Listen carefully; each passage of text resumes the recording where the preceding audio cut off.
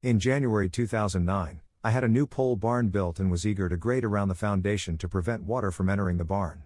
I was disappointed because it had rained for the majority of January and February, and I had hoped for drier weather now that we were finally in March. We had gone 5 days without rain, but it was threatening to rain again in the evening, so I was rushing to finish grading before dinner. I had no idea how significant that day would be in my life. That early March afternoon, I had a near-death experience.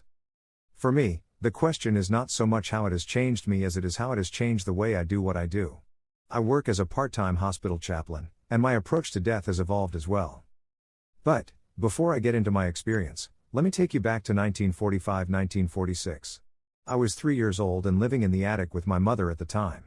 Even to this day, I can recall every detail of what happened. She was upset and searching for some clothes she'd left up there. I was walking around with my pillow in my hand. I enjoyed the soft fabric and held the pillow in front of me. The next thing I remember is being in a large tree in our front yard near the walk, watching my mother run out of our house and toward our next door neighbor's house. I was curious as to what she was carrying in her arms. Then I realized she was carrying me. I was unconcerned and simply observed. The next thing I remember is being slammed down and having water splashed in my face. I opened my eyes to find myself on the countertop, my head in the sink. My mother later told me that I had fallen over the protective railing around the steps and landed 10 feet below on the steps. For years, I kept my experience to myself. The tree I was in while my mother ran next door was one of the things that puzzled me this fall. We didn't have a tree next to the walk in our front yard. Later, when my father wanted to plant a tree, he asked where we thought the best place would be to plant the tree. I responded immediately and was adamant that the tree be planted next to the walk. I was so insistent that he planted the tree exactly where I asked. As time passed, I would look at the tree and think to myself, that tree used to be bigger. I've come to believe that this experience opened the door to God, allowing me to have some incredible spiritual experiences. I used to believe that these things happen to everyone, but only recently have I realized that what I've been through my entire life is a very special blessing. With that as a backdrop, allow me to move on to my NDE, which occurred in March of 2009. It was a Monday afternoon around 5:30 p.m., and I was driving my tractor, which had a front-end loader and a snow blade in the back. It was my last load before going in for supper, so I was moving dirt around the foundation of our new barn. Something went wrong, and I heard this inner voice yell, "Jump." I've been driving tractors for years and had never considered jumping off one, especially while it was moving, but I did. I was suddenly face down in the dirt.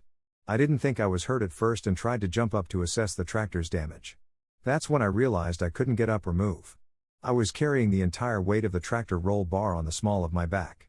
I was surprised that I was pinned down because I never felt the roll bar hit my back. It was as if the angels had cushioned the tractor's fall on me.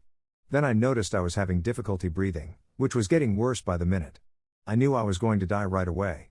I told God I didn't want to die curled up under my tractor. I wanted to die in my wife's arms, surrounded by our children and grandchildren. I began yelling for help, but no one could hear me. I was on the barn's back side, unable to see our house or yard. When I looked over to see the tractor, I noticed my front yard. It was lovely, with a variety of flowers, and it was bustling with people, young and old, having a good time. There was a lot of laughter and joy. I thought God was showing me that I was going to make it and be back in my front yard. I now realized that from where I was pinned down, I couldn't have seen my front yard. I'm convinced that I saw a piece of heaven. I also recall seeing my parents approaching me. They were happy and holding hands with a little girl.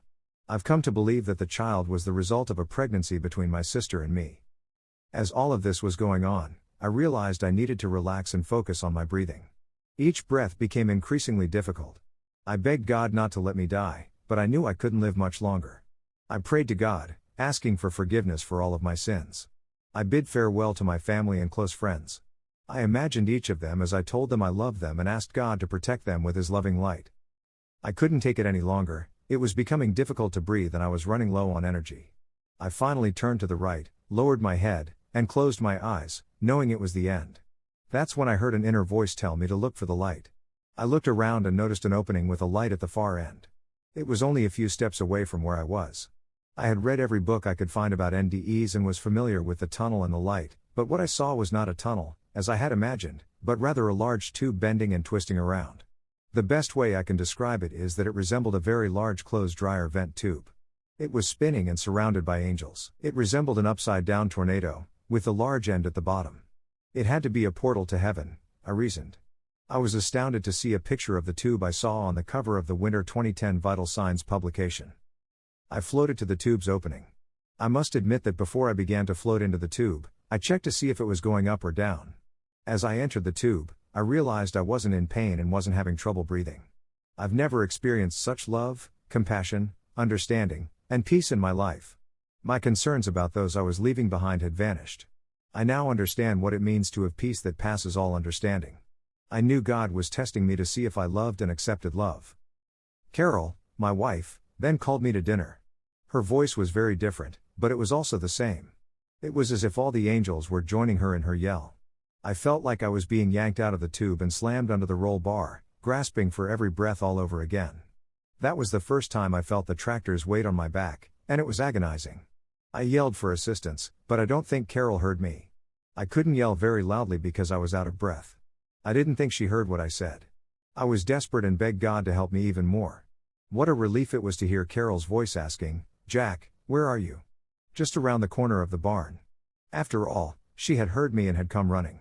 She initially attempted to lift the tractor herself. She worked so hard that her arms were bruised. She couldn't move the tractor because it was far too heavy. She found a steel pipe and wedged it under the tractor and against a tree, moving the tractor only a fraction of an inch, but it was enough to give me a little more breathing room so I could hang on. She dashed for the phone and dialed 911. I could hear the dispatcher talking to Carol as she ran back. She had the phone on speaker. I could hear sirens in the distance and knew they were on their way. Then I found myself standing in front of the barn, staring at the ambulance as it approached the back of our house. I was irritated that they were backing down to the edge of our parking pad. I was yelling at them to hurry up and pointing to where I was lying under the tractor. It took 4 or 5 of them to just lift the tractor enough to pull me out. They quickly cut my clothes off, and one of them exclaimed, "My God, look at his spine." The next thing I remember is being carried to an ambulance that was waiting for me. My head was being held by 2 hands. They jolted me as they carried me up the hill, but their hands never moved. I wondered if the hands belonged to an angel at the time. As they loaded me into the ambulance, I overheard a doctor say that he would be with me in shock trauma. I never saw or heard from him again. According to reports, there was no doctor on the scene. They loaded me into the ambulance and whisked me away to the helicopter. I was airlifted to the shock trauma center in Baltimore. I don't recall much about the ride other than the takeoff and landing. The shock trauma team was waiting for me when we landed. The staff rushed around the stretcher, pushing me as fast as they could. Everyone was asking me questions at the same time, and I couldn't recall the answers. They were getting ready to perform surgery, so I was x-rayed, CAT scanned, probed, and prodded by multiple hands at the same time. I kept pleading with them to give me something that would help me breathe. Even though I was no longer under the tractor, I was having trouble breathing. They said they couldn't give me anything until the test results came in.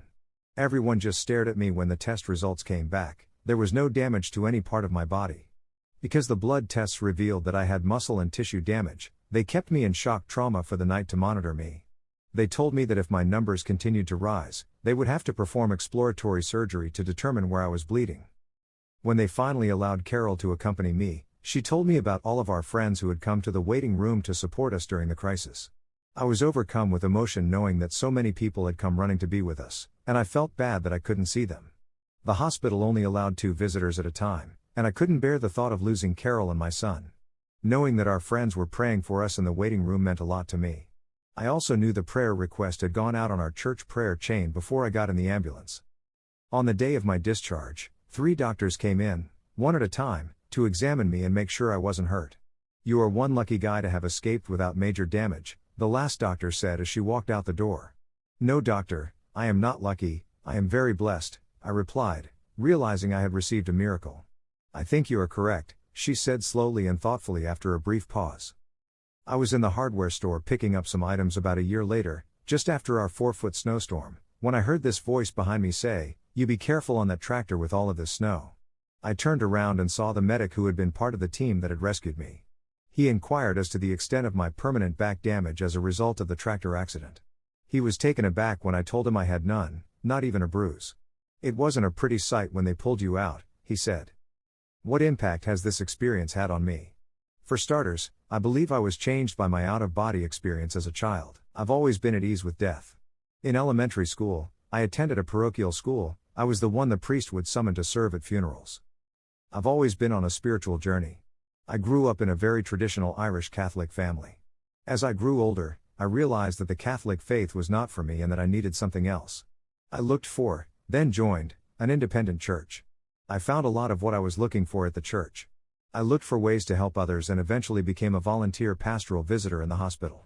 I volunteered for 17 years before being offered a part-time staff position as a chaplain 7 years ago. I've been on staff ever since. Although I still attend the same church, I am not as involved as I once was. I've also become much more involved in the hospital.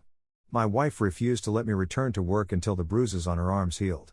I was on call the first day I returned to work after my NDE. I received a call in the middle of the night and was asked to come to the hospital to be with a dying patient. When I asked the daughter who had called what she wanted me to do, she said, "Prepare the way for my mother." I went to the hospital to be with a patient who had only a few days to live. When I asked how I could assist her, she replied, "Tell me what it's like to die." I told her I could tell her about my near-death experience, and she agreed. Finally, she stated that my story was extremely beneficial to her. That evening, she died. Since that evening, I've been using my NDE to assist people who are thinking about withdrawing life support from a family member. I also use it with patients who are dying or are afraid of dying. I frequently use it with families who have lost a loved one unexpectedly. Patients and family members have given me overwhelmingly positive feedback. For years, I taught a 30-hour class in the hospital on how to be a pastoral care visitor. I now include an NDE discussion and share my personal experience with the class. I also gave a day-long seminar on death to a group of community clergy and shared my NDE with them. It was extremely well received. My granddaughter asked me to show her the house I grew up in a few years before my NDE, while we were riding in the car. When I took her by the house, I noticed the tree in the front yard was exactly the size I remembered from my first out-of-body experience when I was 3. Following my NDE, I had the opportunity to drive past the house again, and to my surprise, the tree had been cut down. That struck me as symbolic, and I realized the link between my two experiences. I am on a path to God, and I am not afraid of death because I have been shown what to expect.